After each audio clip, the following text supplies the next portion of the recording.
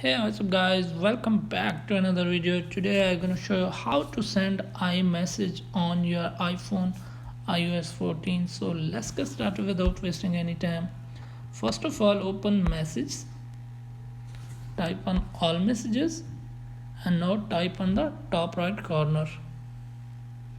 Here you can select the contact person and type here text message.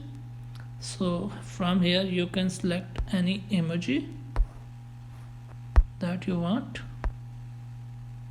and here is the photo session. You can select any video or photo,